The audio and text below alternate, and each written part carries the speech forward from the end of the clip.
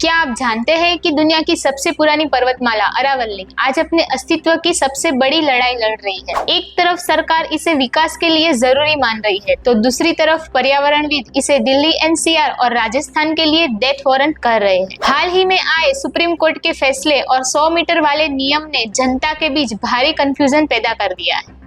नमस्कार, मैं हूं पूजा और आप देख रहे हैं पॉलिटॉक्स। आज के वीडियो में हम फैक्ट्स के साथ समझेंगे दोनों पक्षों की दलीलें और अरावली का असली सच। सबसे पहले बात करते हैं सरकार के पक्ष की। सरकार ने सुप्रीम कोर्ट में क्या तर्क दी? सरकार का कहना है कि पिछले 30 सालों से अरावली की कोई सटीक परिभाषा नहीं थी, जिससे कई कानूनी पेच फंसते थे।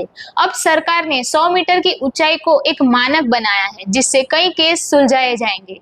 सरकार ने यह भी दलील रखी है कि हरियाणा और राजस्थान जैसे राज्यों में सड़क, बिजली और बुनियादी ढांचों के लिए जमीन की जरूरत है और हर उबड़-खाबड़ जमीन को पहाड़ मानकर विकास नहीं रोका जा सकता। सरकार के अनुसार उन्होंने सैटेलाइट डेटा और एफएसआई की मदद से वैज्ञानिक तरीकों से पहाड़ों का वर्गीकरण किया है, ताकि विवाद खत्म हो सके। सरकार का यह भी कहना है कि वैज्ञानिक तरीके से नियंत्रित माइनिंग करने से रेवेन्यू भी मिलेगा और अवैध खनन पर लगाम भी लगेगी।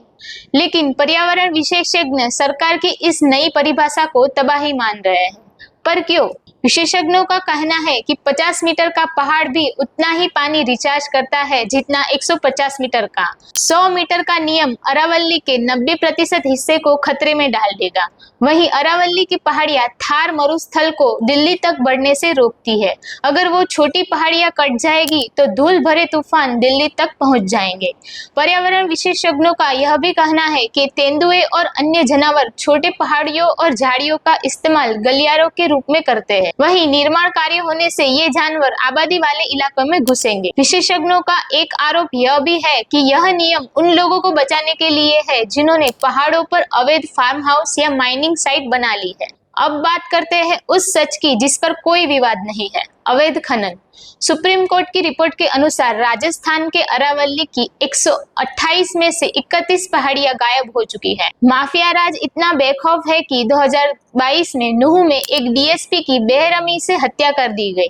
वहीं अवैध माइनिंग की वजह से दिल्ली एनसीआर का ग्राउंड वाटर लेवल हर साल तेजी से नीचे गिर रहा है। अरावली विवाद और सुप्रीम कोर्ट के हालिया घटनाक्रम पर केंद्रीय पर्यावरण, वन और जलवायु परिवर्तन मंत्री भूपेंद्र यादव ने सरकार का पक्ष बहुत मजबूती से रखा है। उन्होंने जनता और पर्यावरणविदों के भ्रम को दूर करने के लिए कई स्पष्टीकरण भी दिए हैं। उनका कहना है कि हमारा लक्ष्य अरावली का संरक्षण और विकास के बीच संतुलन बनाना है।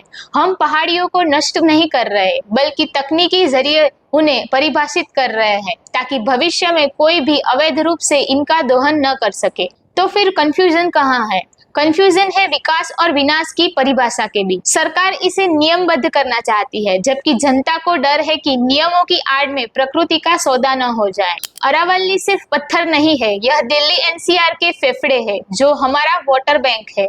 अगर ये पहाड़ नहीं रहे तो प्रदूषण और जल संकट हमें रहने लायक नहीं छोड़ेगा।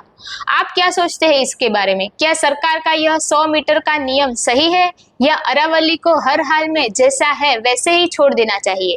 कमेंट में अपनी राय जरूर बताएं। अगर यह जानकारी आपको जरूरी लगी तो इसे शेयर करिए, ताकि दूसरों का कंफ्यूजन भी दूर हो सके और अरावली को बचाने की इस मुहिम से जुड़े। देखते रहे पॉलिटॉक्स। जय हिंद।